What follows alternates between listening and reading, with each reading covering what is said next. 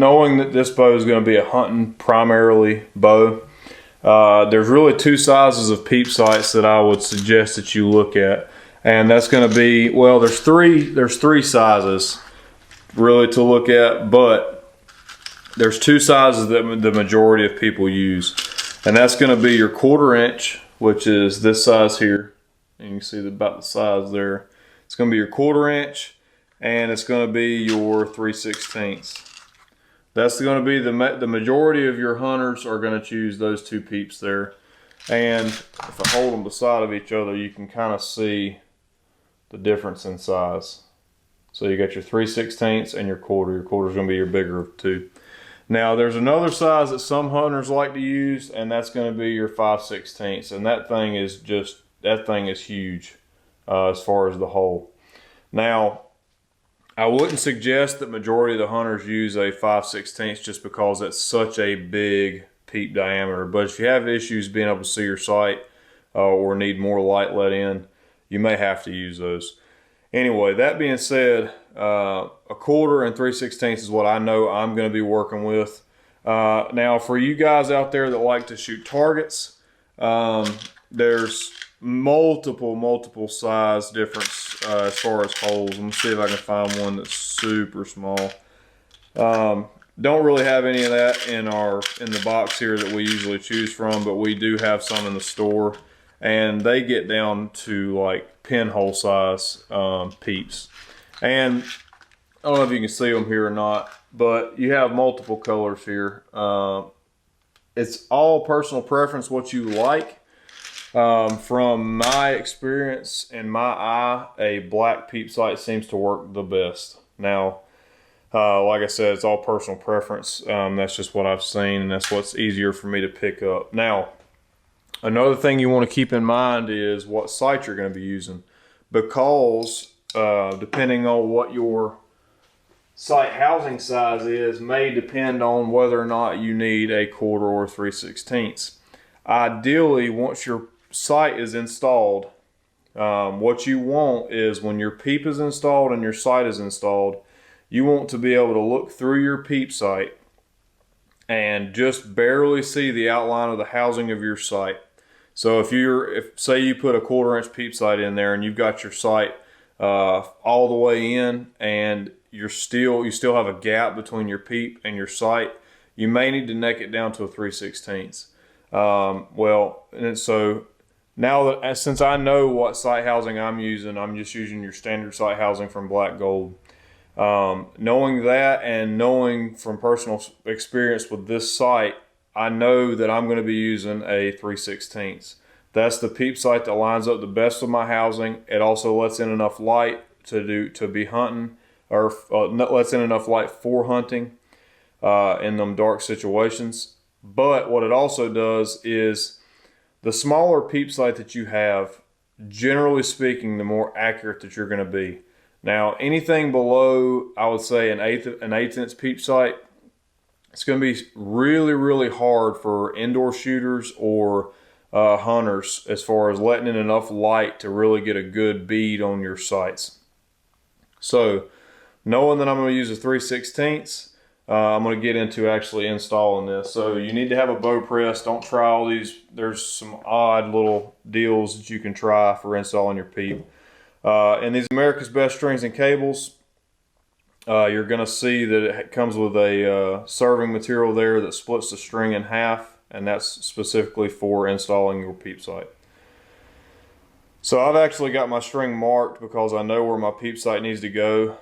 But if you don't know where your peep sight needs to go, what you want to do is you want to install your peep sight and then begin the process of having either a bow technician or a buddy slide your peep sight up and down to get it lined up with your string, with your sight. So these are extreme peeps. These are the peeps that we like to use here at the shop. And the reason we like these is they're durable. They're not going to bend on you like some others will, but they're also light. So these weigh like 6.1 grains, I think. And when you're factoring in your peep sight, you got to think about any extra weight that you add to your string is going to slow your bow down. So sometimes you can't help it, but there's sometimes as you can. And there's multiple brands out there. I suggest getting a grain scale if you have access to several different types of peeps, and weigh them out and see what you think. But for me, these are the lightest peeps that are made out of a metal material that I like to use. And like I said, these are the extreme peeps, and I'm going with a 3/16. So what I want to do is I want to slide that into the string. I want to make sure that my string is split in half evenly on each side. And like that, like so. I want to also make sure that my string is down in the grooves of the Peep Sight before I start letting pressure off of the press. And just like so, it's installed. It's tight in between. Now, some guys don't even serve their Peep Sights in. They just leave them. They might run like a piece of dental floss around the edge of it and call it good. My personal preference is I like to actually tie my Peep Sight in on both ends, and I'll show you how I do that now. But like I said, before you actually tie in your Peep Sight, you want to make sure it's lined up with your sight. I know mine's lined up, so I'm going to go ahead and show you how to tie it in.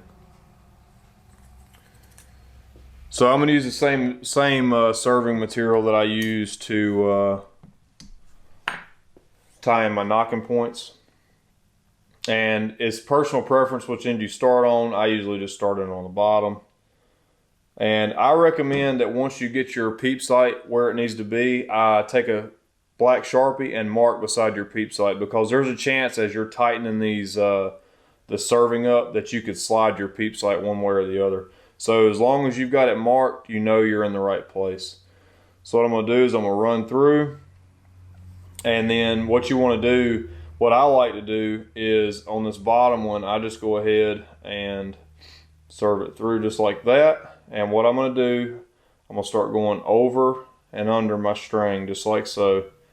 And I'm going to do this, maybe 3 times, 4 times. We'll do 4 on this one. Just like this. And then I'm going to start looping back around the opposite way. Just like so. Excuse me. And pulling that tag in tight. It's going to start tightening this serving up, and I want to move it up to my Peep Sight. Now you don't want to get too crazy with it. You don't want to get it right up on top of it, because you're going to add more and more to this as you go. So I'm going to get it tight. Oop, pull through. So let's go back through it. So I'm going to go through my string, pull it tight, and do like this. Come across, underneath. Come on, serving. Alright, so now I'm going to show you how to tie it in. So I'm going to go through like so and kind of split that string.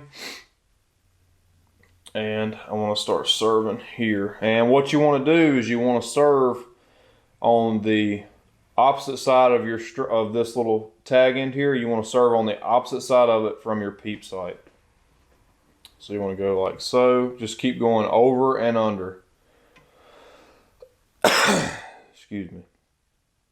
Just like so. And as you're serving, you want to be working your way back towards your Peep Sight. So I like to go maybe 3 or 4. That was 4. And then what I do is I'll lay my tag end back across, and then I continue to serve, just like so. And what I'm going to do now is I'm going to kind of scoot it a little bit closer to my actual Peep Sight. But you want to leave enough of a gap that when you start tightening this serving down, you're not moving your Peep Sight. And you're just going to keep on wrapping just like so. And it's all personal preference, but I like to go, 8 or 10 wraps, and I know that thing's going to be locked in. Alright, so that's what it's going to look like there. You see that little end there, it's nice and neat. So what I'm going to do now, depending on what side you want to start on, I'm going to start wrapping on my right side of my string. And as you do this, keep in mind that it's going to come a little bit loose at the bottom until you start tightening. So right there we got it tight. And now I'm going to continue to loop, but I'm only looping on one side of the string. And like I said, I started on my right side. What I'm going to do here is I'm going to go ahead and loop through 3 times. And then I'll start pulling it tight.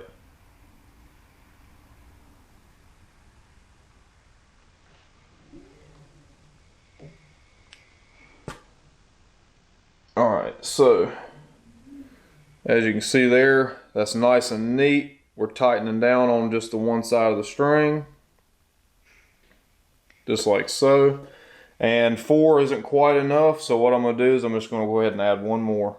And what I'm going to do on this one is I'm going to go above my peep sight, just like so.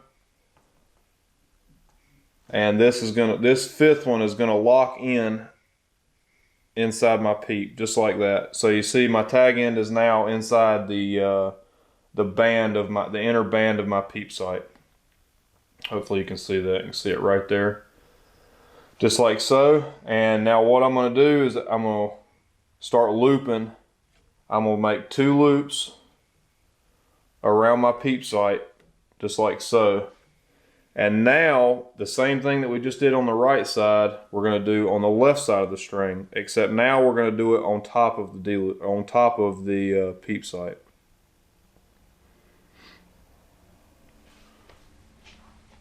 Like so. And as you can see, we just cinched it down and that thing is tight. It's not going anywhere. Now you know your peep sight is in place and it's not going to move. So now I'm going to add 4 more on the left side, and that's just to keep it even on both ends. That was 3 right there. And I'm going to add 1 more.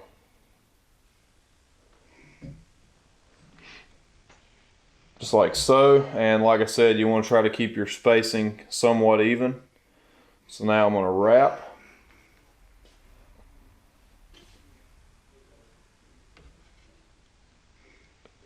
And on the bottom end, what I like to do is I like to wrap it maybe 3 times.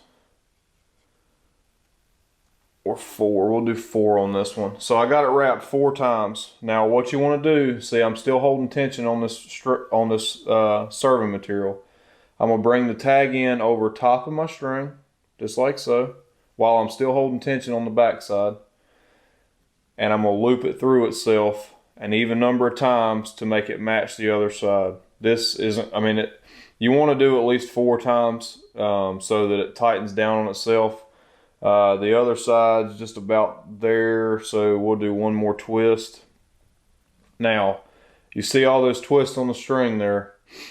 I got my tag in here and I'm going to lay this down towards my peep sight, and then I'm going to pull my loop that was in my hand. I'm going to start wrapping around the string the opposite direction, just like so, until I run out, and then I'm going to pull my tag in tight,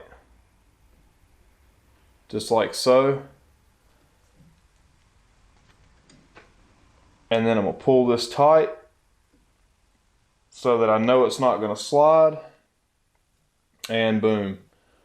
Tied in on both ends. And what I like to do here, when I have them, I like to grab me a pair of pliers and take and twist up on this serving material here. And just give me a good 1 last cinch there on that bottom. So now we're tight, the peep sight's facing the right direction, and that's the other thing I want to talk about. So as you can see, the actual hole is at a downward angle towards my D-loop. That's the way you want it. If you face it the other way, when you draw your bow back, because of the string angle, you're not going to be able to see through your peep sight. So always face the angle of your peep sight should always be facing down towards your D-loop. Alright, so now, be careful doing this not to cut your string. I like to cut just a little bit of serving material, leave a little tag end on each end. Take you a lighter, and be careful here as well not to burn your string. And just burn that tag end until it flattens out against your serving.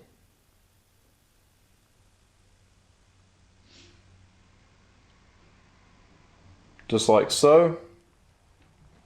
So now you've got a perfectly tied in peep sight. This thing is not going to move. It doesn't matter what you drag it through, what mountains you're climbing. It does not matter. This thing will not move. So then that's how I tie in my peep sights. There's other way to do it. That's just the way that I like to do it.